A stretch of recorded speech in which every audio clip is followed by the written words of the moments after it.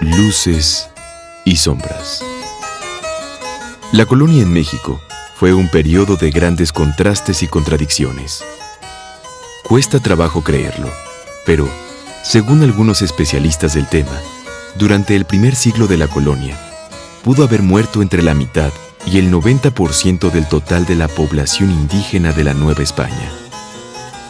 Guerras, epidemias, hambrunas, insalubridad. Todo aunado a la pérdida de muchos de los conocimientos médicos autóctonos, fueron el principio de este cataclismo.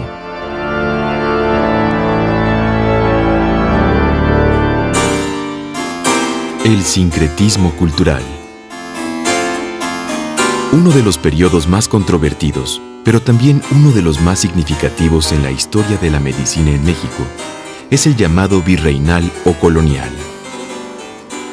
Durante esta época, que abarca 3 siglos, del 16 al 18, se desarrolla una cultura llena de contradicciones ideológicas, educativas, de enfermedades y hasta curativas, las cuales costaron millones de vidas, y la casi desaparición de una cultura prehispánica que se levantaba magnífica en conocimientos, particularmente en el área de la medicina y formas de gobierno.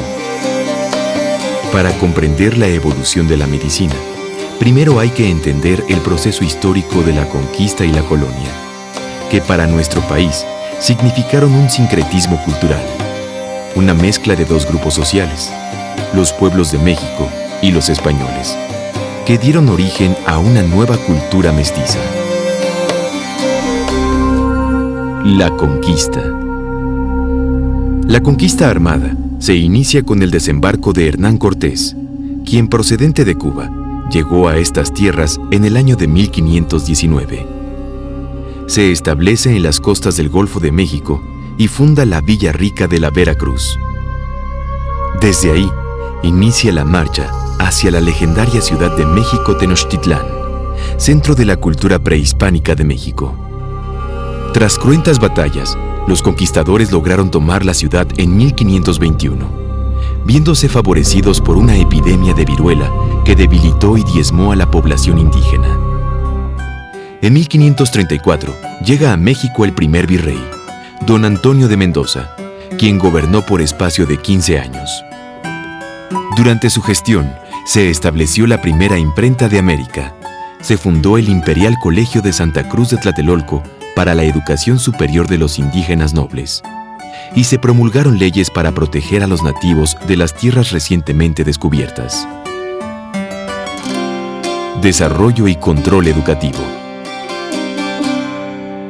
Uno de los hechos más importantes del primer siglo de la colonia fue la instauración de la Real y Pontificia Universidad en enero de 1553.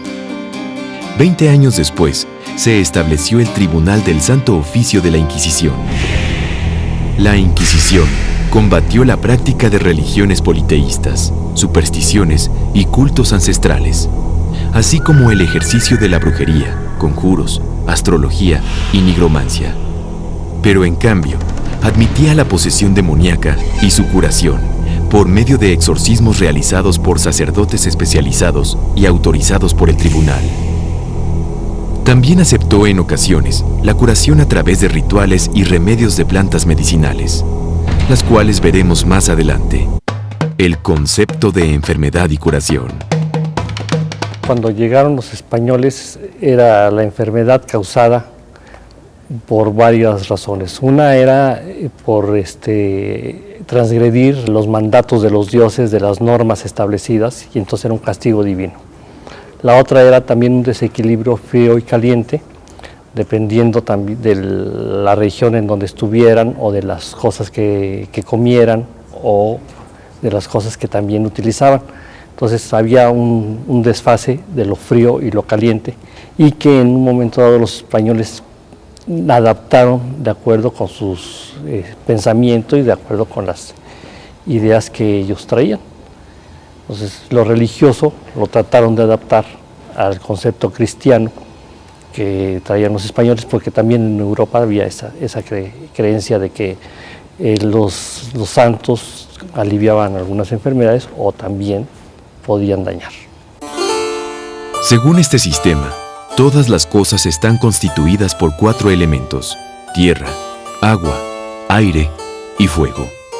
Y cada cosa tiene ciertas propiedades: seco, húmedo, frío o caliente, dependiendo del elemento que le da origen. Los humores eran 4: sangre, flema, bilis amarilla y bilis negra o melancolía, y permitían clasificar a los enfermos en sanguíneo, flemático, bilioso y melancólico. Cada uno de estos temperamentos tiene una fisonomía especial y una predisposición para cierto tipo de enfermedades o desarmonías del equilibrio de los humores corporales. No debía descartarse la influencia de los astros sobre el flujo y reflujo de los líquidos corporales, haciendo que la curación de ciertas enfermedades dependiera de la influencia astral de ese momento. La gente, ¿por qué enfermaba en el mundo prehispánico y posteriormente en el mundo colonial? Principalmente, pienso yo que era por haberse roto el sistema de control entre su salud y su enfermedad. Esto era de acuerdo a la teoría frío-caliente. Entonces, cuando alguna de los factores que mantenían el equilibrio de salud en la persona se rompía, por ejemplo, por fríos, por lluvias, por sequías del otro lado, entonces había enfermedad. Asimismo, si también ellos provocaban la furia de alguno de sus dioses, ellos podían enfermar. En esa época, las ocupaciones del médico y el cirujano estaban separadas. El cuerpo humano era auscultado por el médico, quien indagaba sobre el pulso del enfermo, el color de la piel y varios síntomas para saber cuál era el humor descompensado. Pero no era correcto que abriera u operara al paciente, ya que estas funciones las realizaban únicamente los barberos, los sangradores flebotomianos y los cirujanos, siempre bajo la dirección del médico. Encontramos 2 tipos de curadores. Los médicos europeos que vienen con los conocimientos universitarios, en los cuales hay todo un régimen, todo un tratamiento que viene desde el siglo V a.C. y que básicamente es conservar la dieta, tener una armonía con la sociedad, con la gente con la que convivía, que es lo que ahora se está volviendo a recuperar con esta medicina psicosomática. Cuando llegan a México encuentran que también los indígenas van a tener un cierto régimen en el que utilizan determinadas plantas medicinales, pero que ya van un poco más a curar no nada más la sintomatología, sino una forma integral de la enfermedad. Entonces empiezan ellos a sustituir algunas de las plantas europeas por plantas americanas. Las epidemias. Las epidemias tuvieron gran peso en la salud y la disminución de la población indígena. Al no tener defensas orgánicas para hacer frente a las nuevas enfermedades, tanto europeas como africanas, la población había disminuido de 20 millones de habitantes en 1519 a tan solo 1 millón, según reportaron las estadísticas hechas en 1630. A lo largo de los 3 siglos que duró el periodo colonial, se desataron epidemias como la viruela, el sarampión, el tifus exantemático o tabardillo y la fiebre amarilla, entre otras. Casi no hubo década en la que no se presentara alguna epidemia. Antes de la llegada de los españoles, las culturas autóctonas habían padecido epidemias y ya se había podido identificar la fiebre amarilla selvática. Otro contagio de la época, que también se ha mencionado en diferentes obras, es el matlazáhuatl o tabardillo pintado, que en la actualidad se conoce como tifus exantemático. La primera gran enfermedad y que vale digamos, de apertura para la caída del Imperio Azteca es la viruela. En América no había viruela, entonces cuando llegan los primeros españoles, y con ellos se habla de un negro que traía la enfermedad, la contagia a los indígenas, no tienen defensas y entonces hay una mortandad espantosa que parece que es lo que le valió al ejército de Cortés el poderse reagrupar, rearmar y volver a retomar la Ciudad de México. Esto sucede pocos días después de la salida de los españoles en la Noche Triste. Otra de las terribles enfermedades que trajo devastadoras consecuencias durante los 3 siglos de la colonia fue el sarampión o tepitonzáhuatl, como lo llamaban los indígenas, que significaba pequeña lepra. El primer contagio de sarampión ocurrió en 1531 y su rápida difusión entre los indígenas contribuyó a que la población disminuyera aún más. Las epidemias de sarampión se repitieron frecuentemente hasta mediados del siglo XX y siempre estaban relacionadas con alguna otra crisis, como las hambrunas. De todas las epidemias del siglo XVI, las que más muertes cobraron fueron las de 1545 y 1576, años en que se dio el mayor contagio del cocolistle. El cocolistle se identificaba como una plaga o peste, y de ella se tienen gran cantidad de datos sobre los estragos que produce. Pero no se identificó con claridad de qué enfermedad se trataba, ya que no era tabardete, ni viruela, ni sarampión, a pesar de tener síntomas comunes. Sin embargo, en él no aparecían erupciones cutáneas. Los registros del protomédico Francisco Hernández dejaron una descripción de una autopsia efectuada en el Hospital Real de Indios, de la que se obtuvieron valiosos datos para describir la epidemia de cocolistle, pero tampoco consiguió aclarar a qué enfermedad se le daba dicho nombre. Había fiebre alta, ganglios infartados en ingles y axilas, ictericia, hemorragias y abscesos en el hígado. Se piensa que pudiera tratarse de una fiebre viral hemorrágica. Esta epidemia se repitió en varias ocasiones durante el siglo XVII, desapareciendo en la centuria siguiente.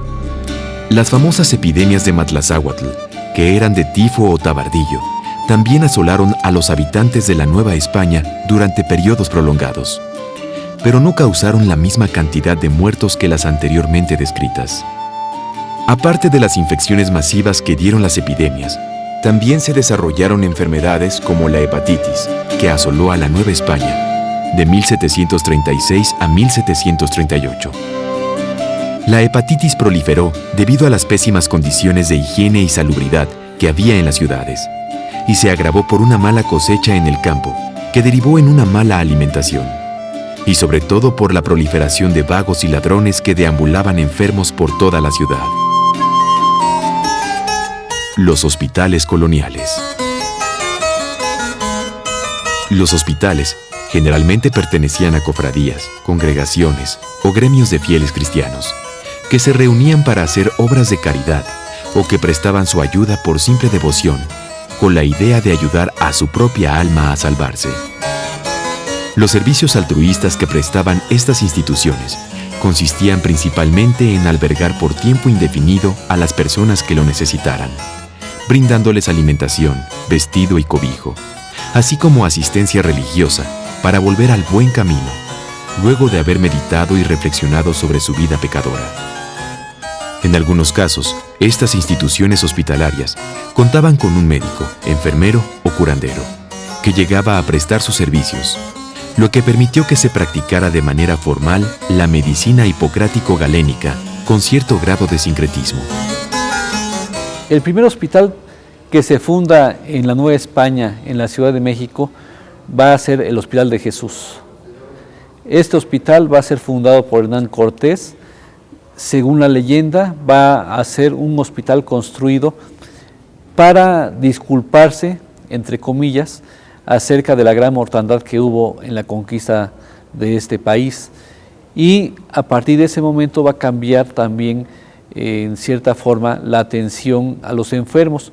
Va a ser un hospital para la atención de enfermos de origen europeo, españoles y no indígenas. Para los indígenas, para los mulatos, para los negros, posteriormente van a ser formados otros hospitales. Durante el siglo XVII, se desarrolla una afición por construir hospitales en todos los lugares que se van descubriendo o colonizando. Y a pesar de que algunos centros se destinaban a ciertas enfermedades, en realidad nunca se fincaron hospitales de especialidades, tal como se conocen hoy en día. Uno de los principales promotores de la creación de hospitales fue el juez y obispo de Michoacán, Vasco de Quiroga, quien con un concepto inspirado en la utopía de Tomás Moro, construye sus renombrados Hospitales Pueblo, con la finalidad de proteger a los indígenas desvalidos. En 1531, erige el primero de una gran serie de hospitales en las afueras de la ciudad, por el rumbo de Coajimalpa, llamándolo Santa Fe de México. En él vivían alrededor de 3,000 personas que trabajaban en diferentes actividades y se encargaban de atender a los enfermos. Es en este hospital en el que se encuentra por primera vez al médico asalariado, que se encarga de proporcionar curaciones y medicinas.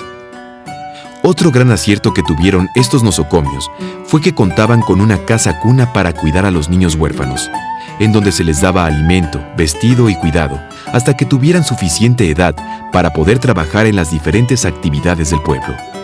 En ocasiones, también se cuidaba de los hijos de los habitantes del pueblo. Paralelamente a la obra desarrollada por Vasco de Quiroga, un filántropo español llamado Bernardino Álvarez creó la orden religiosa de los Hipólitos, quienes se dedicaban a las tareas hospitalarias. Ellos organizaron varios hospitales en las principales rutas del país y ciudades importantes. Una de las más famosas fue la de Huastepec, lugar que en aquellas épocas tenía fama por sus jardines de plantas medicinales. Era tanto el renombre de la zona que incluso fue visitada por famosos médicos tales como Francisco Hernández, Francisco Jiménez y Gregorio López, entre otros. De los hospitales que se erigieron en la capital de la Nueva España, podemos mencionar el de San Hipólito, creado en 1567, en donde se albergaban hombres enfermos, ancianos, convalecientes y dementes que iban deambulando por las calles de la ciudad. Este fue el primer manicomio que se fundó en el Nuevo Mundo. Tuvo mucha fama durante la colonia y desapareció a principios del siglo XX, cuando se fundó el Manicomio General de la Castañeda en Mixcoac, que fue cerrado en 1967. Otro hospital que albergaba enfermos mentales fue el Hospital del Divino Salvador, que con el correr de los años se llamó de la Canoa, por estar en la calle del mismo nombre. Este hospital, que fue fundado por José Sayago a mediados del siglo XVII, albergó a mujeres dementes y también fue clausurado en el siglo pasado. Muchos otros hospitales surgieron y desaparecieron en estos 3 siglos, pero solo unos cuantos fueron verdaderamente importantes, tales como el Hospital Real de Indios o de los Naturales, que se funda bajo la protección de la corona española en 1553. En él también se alojó el Real Colegio de Cirugía a finales del siglo XVIII y se realizó la primera autopsia practicada en América. Desafortunadamente, el Hospital Real de Naturales se clausuró hacia 1821 por carecer de fondos para su manutención. Un hospital más que resultó sobresaliente en este periodo fue el de Nuestra Señora de los Desamparados o de la Epifanía, sostenido por el doctor Pedro López, para alojar a las mujeres desamparadas y enfermas, junto con las madres solteras que eran echadas de sus casas cuando se sabía que estaban embarazadas. Además, el Hospital de los Desamparados contaba con una casa de cuna para niños huérfanos. Esta institución sufrió una gran variedad de contratiempos y desgracias, pero siguió adelante. En el siglo XIX, ahí se alojaron las prostitutas aquejadas por las enfermedades venéreas. Hoy en día este recinto sigue funcionando bajo el nombre del Hospital de la Mujer Jesús Alemán Pérez. La práctica médica y sus publicaciones. La medicina española del siglo XVI era la más avanzada de Europa. Sus galenos tenían el más alto nivel de preparación. Poseían todo un legado ideológico de experiencia y contaban con el respaldo de que España, en aquel entonces, era una potencia científico-técnica en varias disciplinas y artes. Además, contaban con las recientes influencias de la medicina árabe y judía. Esta última se dio por parte de la corona, ya que los médicos encargados de cuidar la salud de los reyes y príncipes eran judíos. El primer hospital que se conoce ya en forma establecida, en una forma organizada, es el Hospital de Jesús. El Hospital de Jesús que lo funda Cortés en el lugar del encuentro con Moctezuma. Es un lugar en donde va a atender a los enfermos españoles. Con el tiempo llega a los médicos de carrera, entre los que podemos mencionar a Diego Pedraza, Cristóbal de Ojeda, Diego Muñoz y Pedro López. Más tarde llegan Cristóbal Méndez y Pedro Arias de Benavides. Estos dos últimos, al regresar a España, escriben extensos libros sobre la cultura autóctona. En el campo de la práctica médica, se puede encontrar el sincretismo cultural del que hemos venido hablando, dado que se fusionan los conceptos terapéuticos europeos con los de los indígenas de la Nueva España. Dicha fusión se pudo observar principalmente con la utilización y estudio de las plantas medicinales. La medicina indígena tiene muchas aplicaciones. Los que han estado estudiando, por ejemplo, el Códice Badiano, han visto que allí hay una fuente enorme para poder hacer investigaciones. Tenemos todos los textos que recogió Sahagún, tenemos también en otros códices materiales, o sea, es muy copioso el caudal de noticias. Pero esa medicina no está muerta, esa medicina existe en la realidad hoy día. Alguien dice, son curanderos. Pues no, es una medicina que de veras tiene posibilidades muy grandes. La medicina indígena está en estrechísima relación con la visión del mundo. Los conocimientos de la herbolaria quedaron plasmados en el primer libro sobre medicina escrito en América, el Libellus de Medicinalibus Indorum Herbis, mejor conocido como Códice de la Cruz Badiano. Fue escrito en el Imperial Colegio de Santa Cruz de Tlatelolco por Martín de la Cruz y traducido al latín por Juan Badiano. En él se descubre ya una influencia de los herbarios indígenas y ciertos conceptos de la medicina hipocrático-galénica. El libro no fue escrito con fines de difusión, sino como un regalo para el rey Felipe II. El primer libro impreso en México es la Ópera Medicinalia de Francisco Bravo, en la que se dedica un capítulo completo al estudio de la zarzaparrilla, planta americana que curaba la sífilis. Este libro es rarísimo y únicamente existen 2 ejemplares de él en todo el mundo. Desde entonces, todos los demás autores incluyen remedios indígenas en sus obras, siendo una de las más sobresalientes la escrita por Agustín Farfán en su libro El Tratado Breve de Medicina y de todas las enfermedades. La fama de los remedios prehispánicos fue tal que Felipe II envió a su médico de cabecera y protomédico Francisco Hernández para que hiciera estudios de las cosas médicas que encontrara en las tierras colonizadas. Al llegar comienza su recorrido haciendo preguntas, anotaciones y dibujos de cada una de las plantas, animales y minerales que encontraba a su paso. Actividad que repitió durante 6 años en los que reunió tanto material que a su regreso a España llevaba consigo 38 libros sobre estas investigaciones. Aquel famoso médico Francisco Hernández, protomédico de Felipe II, que vino a investigar aquí en México en el siglo XVI, decía, es una medicina muy buena, nada más que tiene el defecto que solo se basa en la experiencia. Claro, porque en Europa tenían una serie de teorías y creían que eso verdaderamente servía, y hoy sabemos que esas teorías no servían de nada. Francisco Hernández, en sus interpretaciones, transforma los elementos curativos indígenas en materia médica semejante a las muy aceptadas de Dioscórides, pues las adecua a la teoría del frío y calor. Durante el siglo XVI se escriben alrededor de una docena de libros, hasta 1620, cuando se publica el último de esta época. En el siglo XVII, el doctor Diego Osorio hace una recopilación sintetizada de las publicaciones clásicas sobre el tema, para que sirva de texto en la Facultad de Medicina. La obra se llama Principia Medicinae Epitome. La enseñanza de la medicina. En los 30 del siglo XVI se abre el Colegio de la Santa Cruz de Tlatelolco y en ese colegio se va a dar enseñanza de tipo médico para los nobles indígenas.